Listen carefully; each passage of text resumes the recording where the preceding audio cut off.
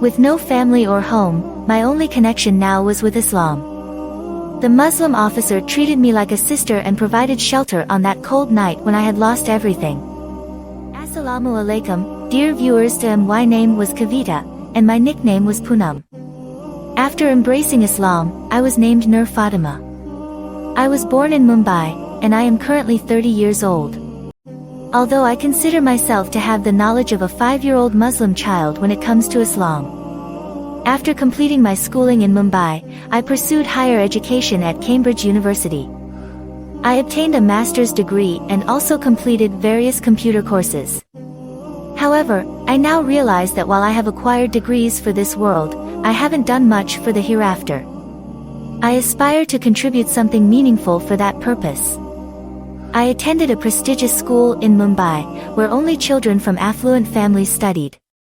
I got married in Mumbai, but later I moved to Bahrain with my husband. We have 2 sons. I am grateful to Allah for His blessings. As Allah's Messenger said, when Allah wishes well for someone, He grants them the understanding of Deen. I believe that Allah has showered me with His blessings. I grew up in an extremist Hindu environment where Muslims were deeply disliked. Although I converted to Islam after my marriage, I had always disliked idol worship since I was young. I remember removing an idol to a washroom in my house and questioning its ability to grant blessings. This act caused my mother to admonish me. Additionally, I refused to follow the ritual of washing my husband's feet and drinking the water, which led to severe reprimand. While working at a school, I began visiting a nearby Islamic center and was attracted to the teachings of Islam. I discovered that Muslims do not worship idols and sought blessings from someone else.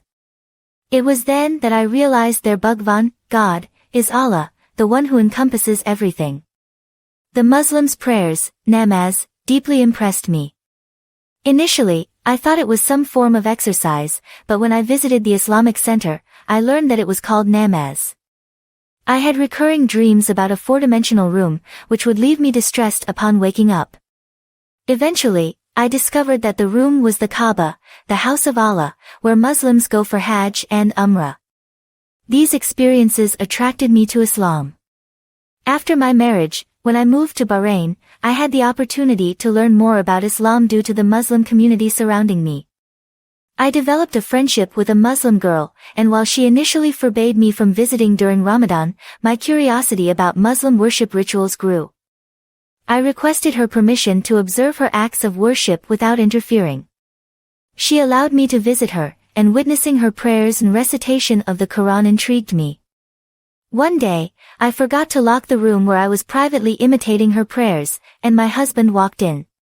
When he questioned me, I mustered the courage to confess that I had converted to Islam. He was shocked and began physically abusing me. My sister intervened, but after hearing the whole story, she also joined in the assault. Despite their violence, I remained steadfast in my decision. My children were at home while I was being tortured. My elder son was in 9th grade and my younger son was in 8th grade at that time. I managed to escape when my family members were not at home. One night, my elder son came to the locked room where I was held captive and begged me to escape because my family wanted to kill me. After a tearful exchange, I decided to leave to protect myself. My sons tearfully saw me off on a dark and chilly night. It was a heartbreaking moment, balancing my love for my children and my newfound love for Islam. Despite my injuries, I somehow managed to escape. My children waved goodbye with tears in their eyes at the gate. Those moments will always stay with me, reminding me of the sacrifices made by Muslims who have abandoned their homes and families for the sake of Islam. After leaving my house, I went straight to the police station. The language was a barrier, but one officer who understood English offered to help. He took me to his home, as he was also a Muslim. The next morning, my husband arrived at the police station claiming I had been kidnapped. However, I refused to go back with him, expressing my desire to embrace Islam. Eventually, he obtained a written statement allowing me to keep my belongings.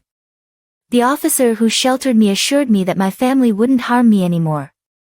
Injured, I sought medical help and stayed in the hospital for a few days. With no family or home, my only connection now was with Islam. The Muslim officer treated me like a sister and provided shelter on that cold night when I had lost everything. When I was discharged from the hospital, I went directly to an Islamic center.